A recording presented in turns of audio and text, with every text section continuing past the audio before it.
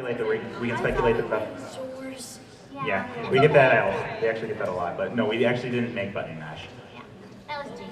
We also didn't make Children of the Night, so We did. we get a lot of And Snowdrop's blind.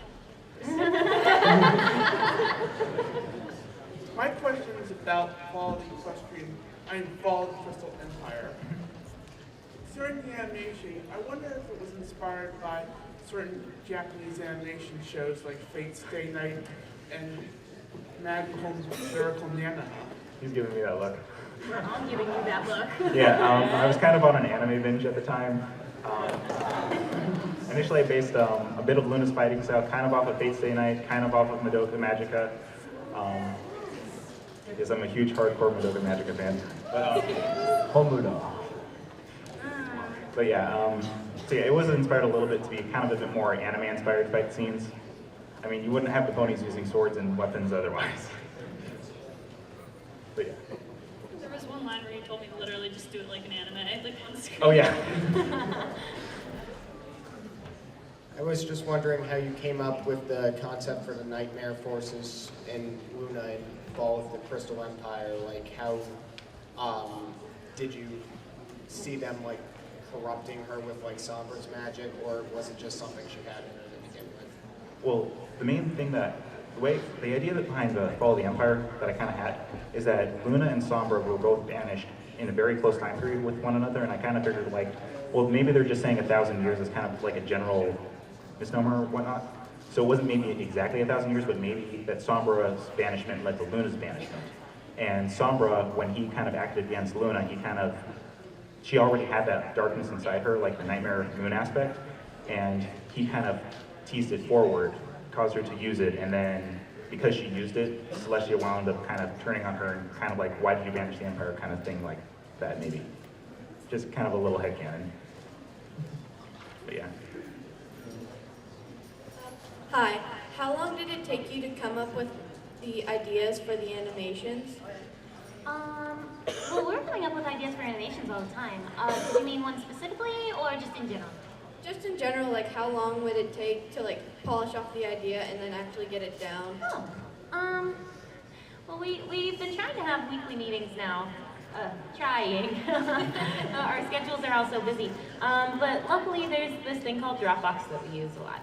And so usually an idea will be run past a group meeting if we can have it, or they'll put it in the Dropbox.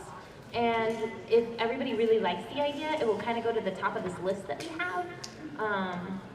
And then after that, kind of when it's at the very top of the list, that's when we'll take it, kind of tweak it to what we need, and actually start writing it, storyboarding it, animating it. It also depends on what the story is. Like if it's completely original, like Snowdrop, it might take a bit longer. But if it's a parody or like the very first animation we did, Luna's Cutie Mark, which was a direct animation from Egophiliac's comic, they would take a shorter time to put together. Yeah. So Snowdrop took like a month to finish, like writing-wise, finish polishing the idea. Whereas what we are showing today took like a day. Less, yeah.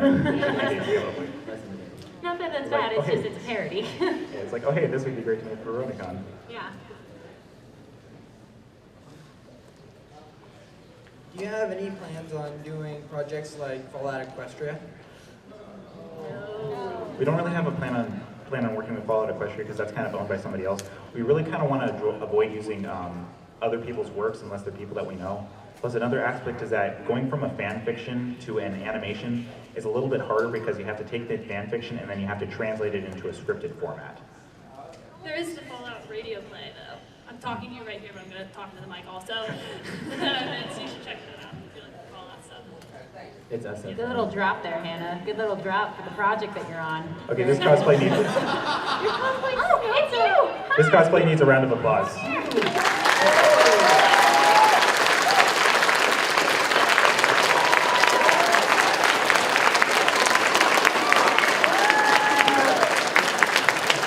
Okay, now that we've thoroughly embarrassed you.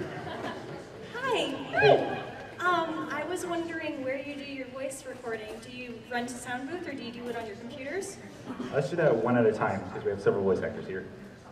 I do it on my computer, yeah. I have a Blue Yeti microphone. I use a little box with basically soundproofing foam on it. Sometimes if I can't get a space where I won't be bugging anybody or where nobody will be bugging me, I'll just go out to my car and like put extra padding to make sure that the car doesn't screw anything up. So, Like soul wrap. Cars are actually great insulators for anybody who's looking into VA work. but you have to be careful. I usually do all my recording in my computer room. I use my good old Samson condenser microphone, and I don't have a box to put around it, so I use a blanket, which kind of helps. And Audacity also helps get rid of noise and stuff. Yeah, Audacity. I love Audacity. It's a godsend. I record in a closet.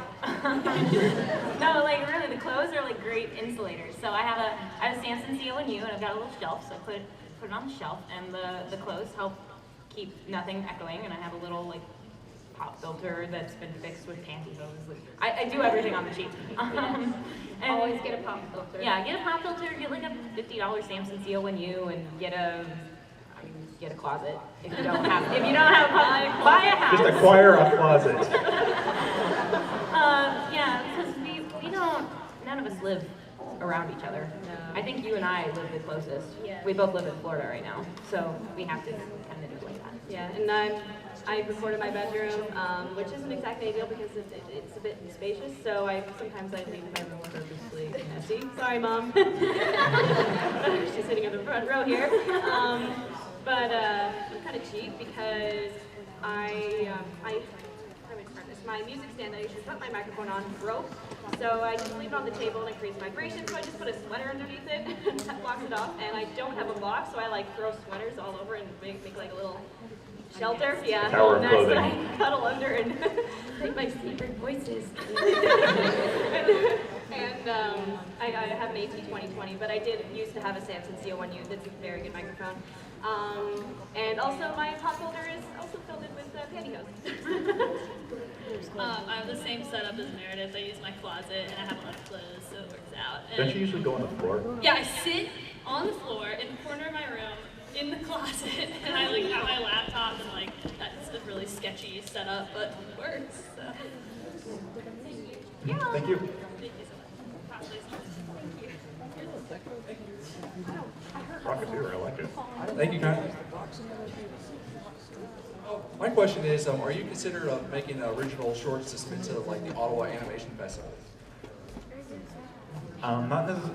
We don't know necessarily about any specific animation festivals, but that's definitely a huge possibility because we are planning on doing more original stuff.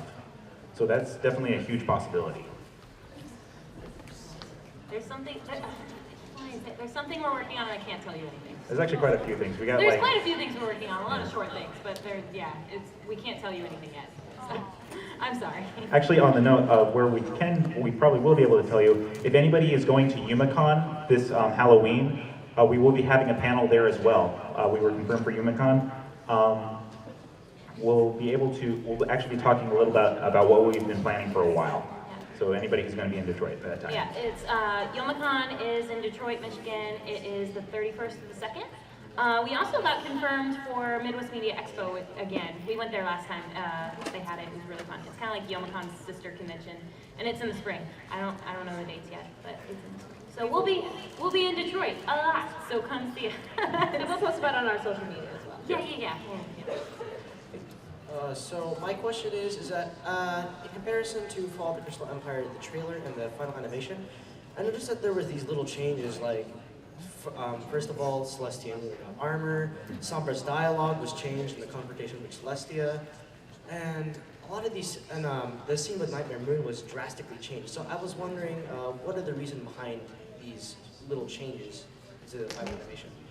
A lot of people, part of the reason was that like the Nightmare Moon change, that one was changed because a lot of people from the trailer were assuming that Luna directly was attacking Celestia.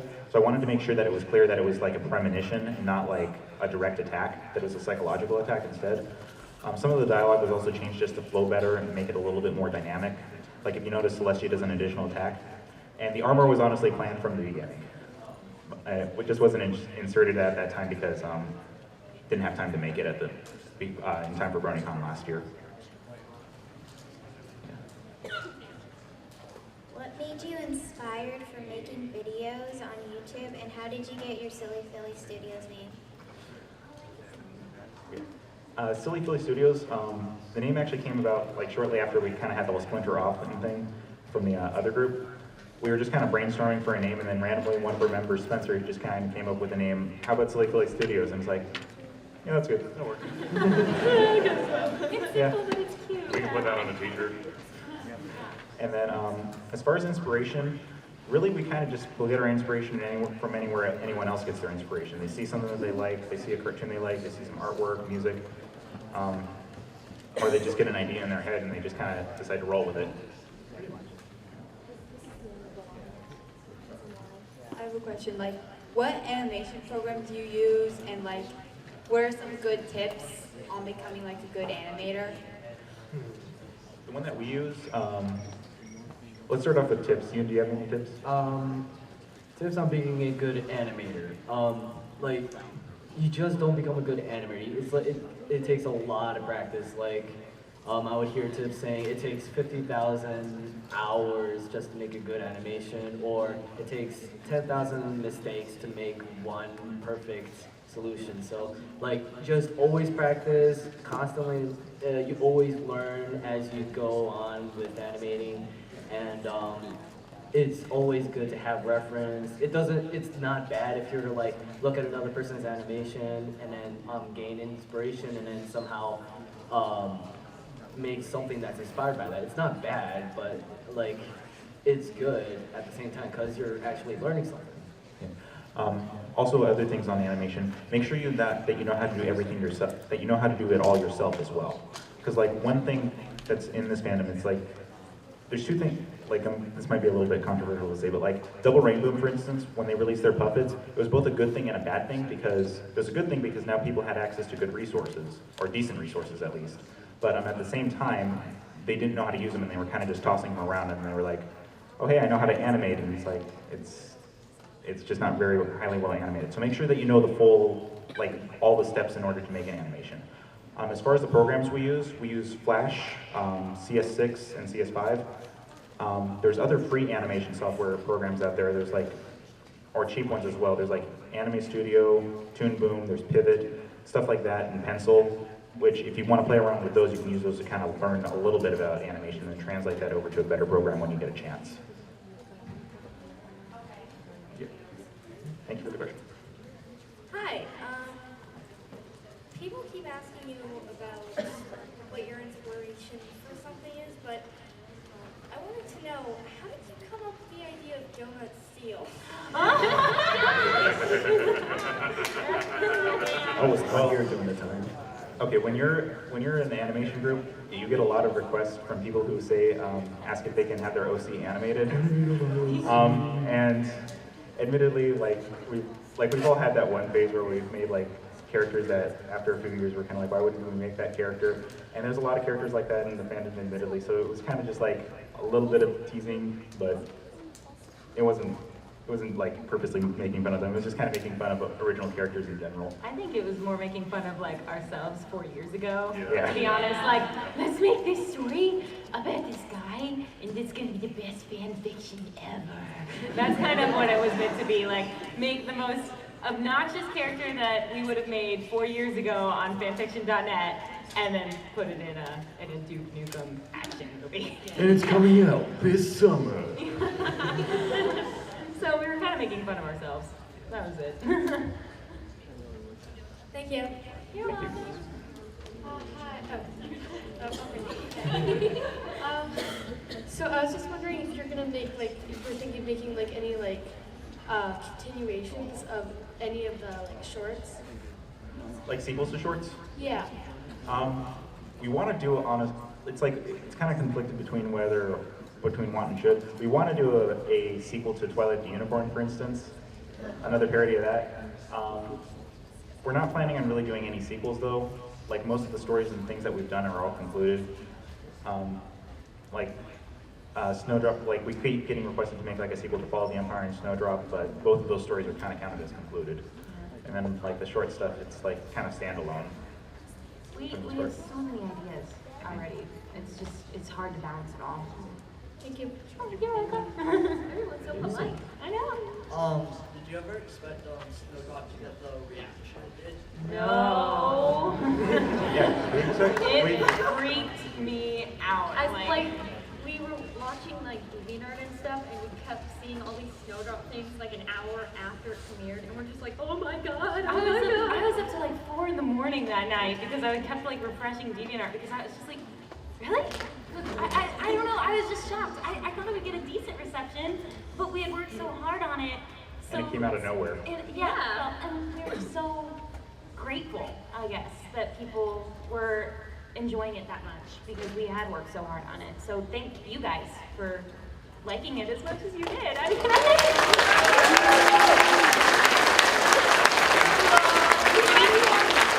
you all to cry. I didn't want you to be crying about it. Yeah, we were all watching it together. We were crying. We were crying. I was overwhelmed that night. Yeah. Oh my god.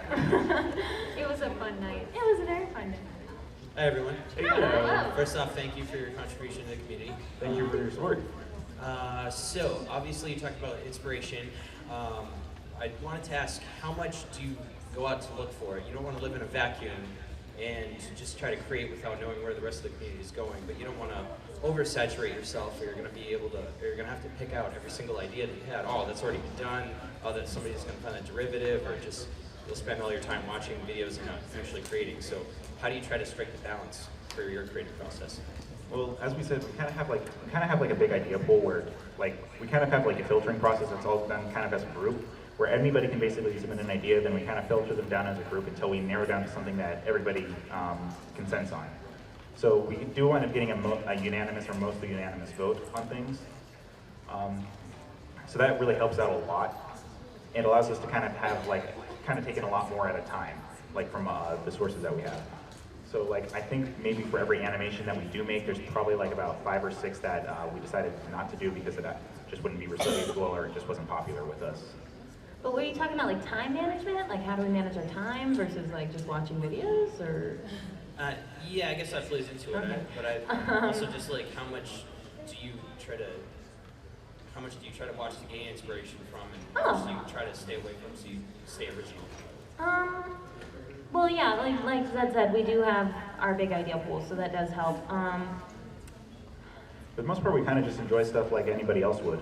Yeah, if we like it, we like it, and if we come up with an idea we like, we do it. I don't really know how to elaborate on that. As far as time management, we're an animation studio, so we always procrastinate. There's no such thing as the schedule. Like I said, we try to have weekly meetings. Try is the key word. And then usually, like, how many hours a day did you animate in the last week of Snowdrops? Like 12? Oh yeah, like just an example of time management, how it winds up playing out. The last week of animating Snowdrop, I spent 5 nights straight. I woke up at 2 p.m., animated from 3 p.m. to 3 a.m., and then went to bed at 4 a.m., and then slept until 2. And I did that for 5 nights straight, just to get it done. No breaks. Yeah, and the music team was like that too.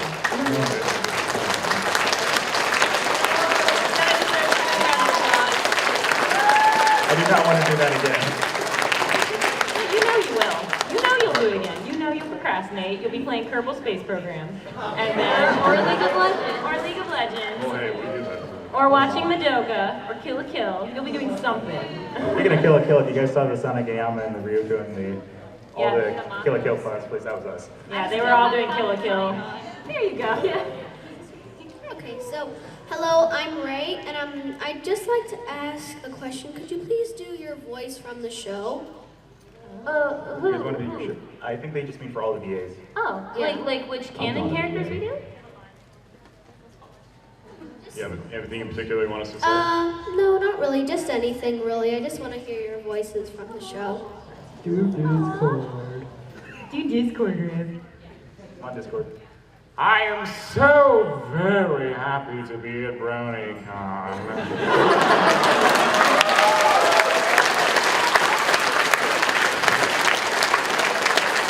It's wonderful to be surrounded by so much body odor.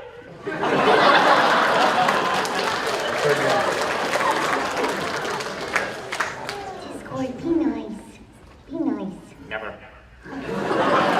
Discord, you remember what happened last time, don't you? Discord, stop being a party pooper. Maybe you should be the one banished to the moon. Why is everybody ganging up on me?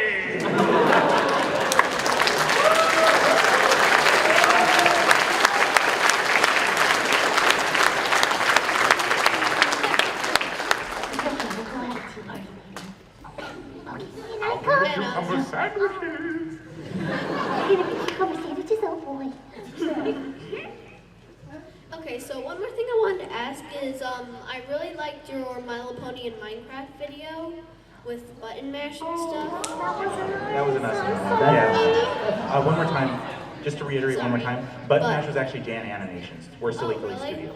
Yeah. But I was going to ask if you were going to do any gaming videos, because I checked out your channel and it was really cool. The animations were great. So I'm going to ask if there would be any like crossovers kind of, or a snow, like anything. Like, would be really cool if you had like a new sequel with a lot of the fan-made ponies. I mean, not a sequel, like a new series. So do you mean like a gaming crossover with the fan ponies?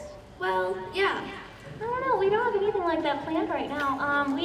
Like I said, we have a really big idea pool and we kind of have like an order, and I don't think anything like that is on the list yet.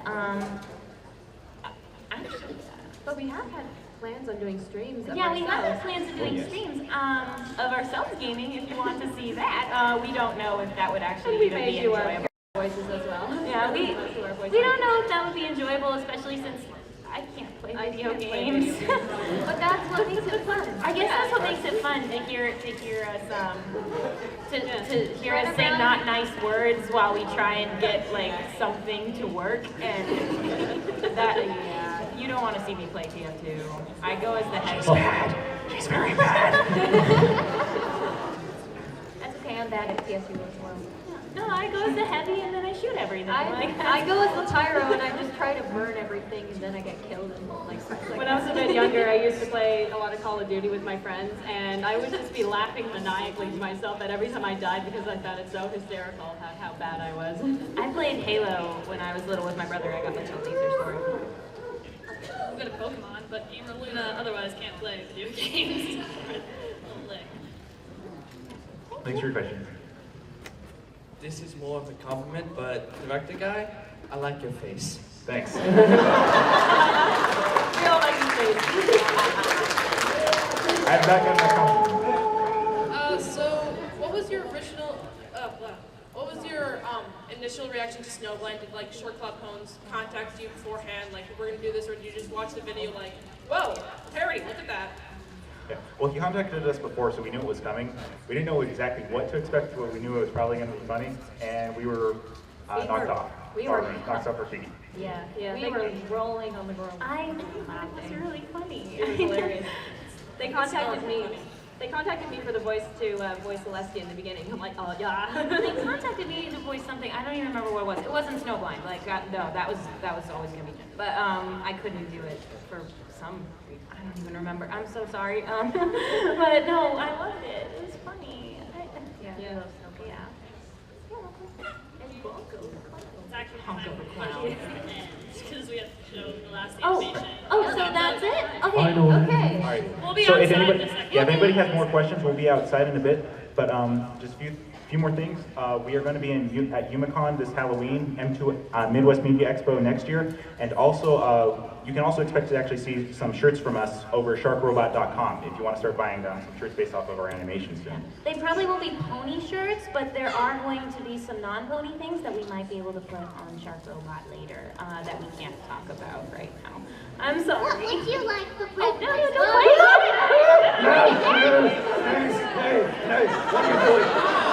So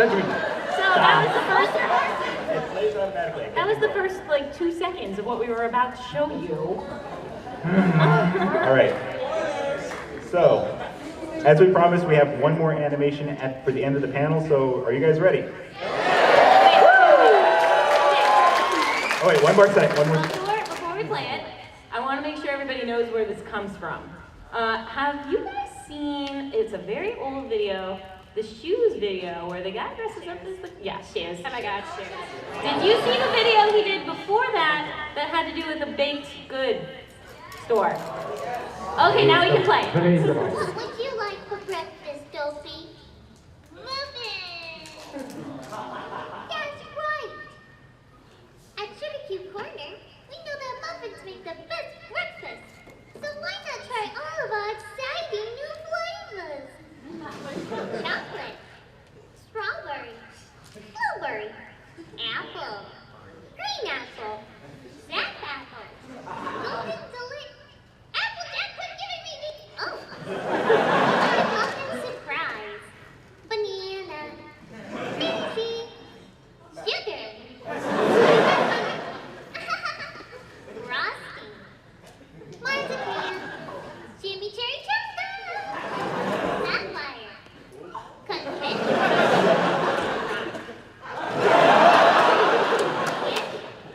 Chicken.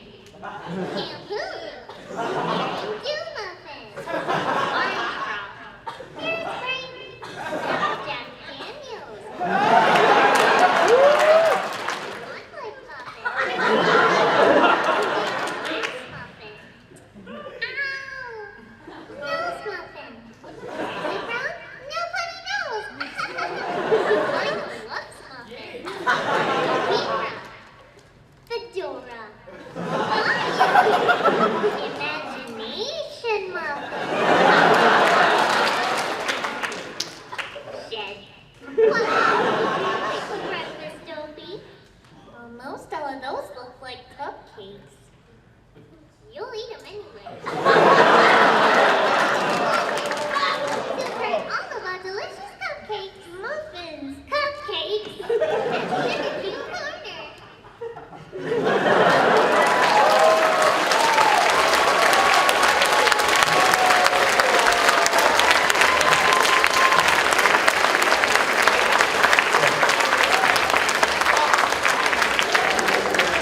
So, props to Courtney for voicing that, and props to Yoon for animating it.